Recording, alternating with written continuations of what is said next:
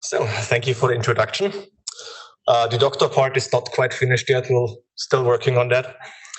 Uh, it's always nice to have a Piloton presentation after Matthias because he always gives you this nice little slide and very nice, simple animations of how it works. But that's, of course, just one part of it. And today I will try to give you a little bit of a different perspective on what Piloton is. The system engineer's perspective, because before Matthias can do his very nice slides, you can use Piloton in your imaging. There's quite a lot that needs to be considered. So we're going, after a short Piloton introduction for the uninitiated, we're going to look at the Piloton signal as it goes from stage to stage until it finally is usable in your acquisitions. So what is Piloton? In short, it's an electromagnetic contactless form of motion detection in the human body. And Matthias's slide was quite nice, actually. I'm going to steal this animation, I think. It consists basically of two coils. One coil is the transmitter, which you can see. Does this have a laser? No. Okay. Which you can see, not see here. Well, the top one. The Piloton generator, as we call it, it's not a transmitter, is embedded into the local coil array and generates a continuous wave magnetic field at a frequency that is very close to Lama frequency. And you will see in a minute why we do it this way at this frequency. The other imaging coils are basically the secondary side of a transformer. So the generated signal goes through the body. It's a magnetic field. It goes through the body practically unopposed. But what it does do is it injects eddy currents into conductive tissues. And these eddy currents, in turn, generate their own magnetic fields, which we can also detect with our imaging hardware. And once the tissues move, you get modulation of the signal. So it's basically a transformer, primary side and secondary side, with a changing core in it. So how do we generate this signal? This is where the signal goes brrr. There were different approaches to this and different approaches throughout the history of Piloton, which is now also like 7 years. It's getting old. It's almost going to school. It's already going to school. So at first what we did, we just hooked up a function generator to a very long cable and taped the whole shit to the magnetic scanner, to the bore. And this is how it looked like. It was literally a cable with a loop at the end of it, a function generator at the other side, and a couple of engineers praying that we don't destroy anything. The next iteration, as you do nowadays, we went wireless. So we put all this signal generation electronics into a case, hooked the battery to it, and chucked it into the scanner. And this is also actually the second version or the third version, which actually starts looking kind of professional. Before it looked like this. And then once we found out that there could be something to this Piloton thingy, Siemens decided to, make it a product. And if you want to make it a product, it has to look pretty. So we started integrating it into the local coil array. And the Piloton generator is now part of most, if not all, coils released by Siemens. So now the signal went brr, so we need to make it go whoosh. We need to find some way to output the signal into the body. And here you can see, courtesy of Pak Nguyen, a CT scan. So there is something CT scanners are useful for, of a biometrics body 18 coil. And you can see here circled in blue the Piloton loop, which is used for generating the signal. So let's go back to a more theoretical approach. Let's look at it like physicists do. So we have on the left side our generator loop, LG, and on the right side our receive loop, which is just one of the elements of a local coil. The generator loop generates a magnetic field, and this field, we call it the primary field, is of course already being picked up by the receiver. But you can also see in these blue parts, which are conductive tissues, that the magnetic field induces eddy currents, and these eddy currents in turn generate their own magnetic fields, which we call the secondary field. the field that comes from the actual conductive tissues. And in the receiver, you receive a sum of both. So the problem now here, the primary field, once we demodulate it, it's just a DC part. It's just an offset. It's not usable information. The usable information is in the secondary field, or rather the modulation of the secondary field due to motion. And this modulation is extremely small. Typically, it's like below 1% of the primary field. So the first goal is, of course, get rid of the primary field. It doesn't carry any information. It's not useful at all. And there's a technique that our coil construction guys use, which is called geometric decoupling, which is basically a fancy way of saying position your output loop in such a way that the surrounding elements get as little of the primary field as possible. I'm greatly oversimplifying it. It's a really challenging task because, of course, the coil has to be has some design constraints. You can't position it just anyway. It should also be useful for MR imaging, after all, not just for pilot tone. So it's a quite interesting topic. And the second reason we want to get rid of the primary field is because it's just like blasting out very loud music and trying to talk next to it. It's a huge signal that gets received by the receiver, and the receiver is not set up for handling huge signals. It's for measuring MR signals, which are teeny tiny little whispers of signal. So if the primary is too large, it would drive the receiving circuit into compression, and this raises the noise floor. So this is also a reason why we definitely try to avoid this and spend a lot of time on doing this geometric coil design. Okay, next station, signal reception.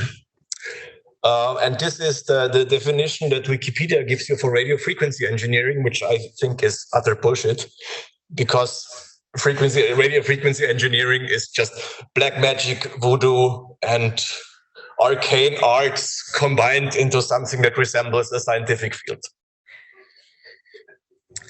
So what's the deal with signal reception? Well, first of all, we are in a very high frequency domain. At 1.5 T, we're at 62.5 megahertz, at 3 T, even more, 123 megahertz, and also at 0.55 T, it's still in the megahertz range. There's still gremlins and goblins and trolls to consider, as you do in high frequency engineering. But I'm rambling. So on the right side, you see a typical pilot tone signal during one readout. On the top, you see the MR signal in a time domain, and you already see there's this continuous wave, jiggly wiggly on top of it. But if you look at it in the frequency domain, you see that it's actually very nicely separated. So the pilot tone frequency is offset from the imaging bandwidth by just enough that we can separate it. In the product version, it's even farther to the right. But on the first two iterations, so the signal generator and the wireless transmitter, we still use the method where we just put the pilot tone signal into the field of view. You could see it in the image, as you can see on this bottom image here. There's a zipper-like artifact, and we could demodulate it using just an ice functor. In the product version, as I said, this is done differently. We push the frequency way out so that basically there will never be an imaging sequence, present or future sequence, that would interfere with this frequency. And we're detecting it no longer with an ICE program, but directly in the hardware FPGA. And as I said, at 1.5 T, the signal frequency is 62.5 megahertz. And actually, one reason we chose that frequency is that in the FPGA, which is basically just a programmable microcontroller, we have very little space left. So we picked this frequency because you can save a couple of kilobytes here, and we didn't have to buy a new FPGA for, I don't know, 50 cents more. Economies of scale, and you know that. Next step, down mixing. We're still in the high frequency domain, and we want to make this a little bit more manageable. So we want to lower the frequency before we do the digital processing. This is done by a step called down mixing, where you basically just mix your signal after amplification in the LNA, the low noise amplifier. You mix the signal with a different local oscillator of a lower frequency, and this basically shifts the whole thing on the frequency band to a more manageable band, to a more manageable frequency, which is called an intermediate frequency. At Siemens, we use 10 megahertz for this. And the advantage is that there is less RF troubles, gremlins, trolls, whatever. And then you have the signal, you have to demodulate it. And demodulation is typically in an MRI scanner done with quadrature detection. So you get out a real and an imaginary part. You can do amplitude and phase imaging, which of course is widely used in MRI reconstructions. And for pilot tone, this is also interesting because according to the physics of pilot tone, which is a whole different topic, but basically the conductive and the inductive effects in the tissue as a result of this eddy currents are split into the real and imaginary part. And that is, of course, because electrically speaking, inductive signals lag capacitive signals by 90 degrees. So you get this real and imaginary thing going on. This was actually quite challenging to do from a engineering a scanner point of view, because there had to be a lot of changes made to the receive system, to the receive software, to the hardware even. But yeah. Then we come to the last step of the analog domain, or the transition step from the analog to the digital domain, which is digitization or analog to digital conversion. And we use ADCs, analog digital converters, that can do 10 megasamples per second. So we get 10 million samples per second, which is way too much for any signal. So what we typically do is we downsample it, and for pilot tone we do a downsampling to a basically end frequency, which we then use to 2 kilohertz. And the downsampling itself has some advantages because you can do a technique called sample and hold, where you just basically average over a couple of samples. And this gives you a nice increase in SNR for free, basically, because we don't need 10 megahertz for a hard signal, right? So let's look at some of those gremlins, RF interference. And you see here the first documented case of RF interference in the history of mankind. It started earlier than you think.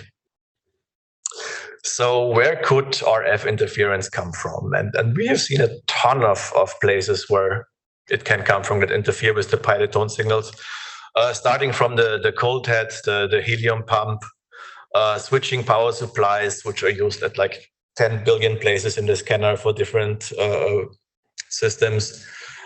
We have crosstalk in the receiver. We have RF pulses, which I'm coming to in a bit. The coil detune and retune during RF transmit can be a problem. We have, of course, in the clinic, a lot of third-party products like the monitors that are used for interventional, or the injector pumps for injecting gadolinium. And all of these can cause problems, because what you need to remember is the pilot tone signal is super, super weak. It's even weaker than the MR signal itself. So it's sort of also, it's making us discover new interference sources that we didn't see in MR imaging, because we have to be even more precise now. But let's look at one of these gremlins, the one that gave us the most headaches actually, which is RF pulses. As it turns out, if you transmit RF, the pilot tone signal gets a very nasty interference. You can see here this very high frequency noise-like structure on the top row. This comes from RF pulses. And we later in the processing use a Kalman filter for smoothing and basically modeling the cardiac signal, but it can't get rid of it. You see these very high spikes that cause missed triggers or additional triggers, and those we have to deal with. The solution here was in the end quite simple. We just do a very short calibration scan at the beginning of each scan session, which consists of, I think, 4 seconds of RF pulses. which are just your typical cardiac imaging RFs. And then we look at the signal, try to model these pulses in software, and then subtract them from the pilot tone cardiac signal. And you can see here that it cleans up the signal very nicely. You get rid of this mist or additional triggers, and you can trigger on your cardiac signal as you'd like to. Now we're leaving the hardware domain, going to software. And this is a very nice definition of what a software engineer is. I completely agree with it. Basically, in years long gone, it was simpler. It was a simpler times. We just got the signal from the ICE functor, made a trigger out of it, and triggered the sequence. That was it. Nowadays, making it a product, it has gotten a bit more difficult. We need to consider all use cases. We have to have a consistent signal during sequences, during scanning, during breaks in the scanning. It has to be always there. We have to do the training in a way that doesn't interfere with the usage of the scanner. So there's a lot of time and effort going into the software processing side of things, which includes, of course, the whole real-time processing chain with filters, and everything has to be able to support 2 kilohertz sampling rate without delay. And of course, we also have to have background tasks for learning the signal training, for combining the coils and so on, and for RF calibration. And to end this talk, I found this really nice quote. It's about software, but I think you can also apply it to MRI scanners, in that they are very much like cathedrals. We build them and then we pray. Thank you.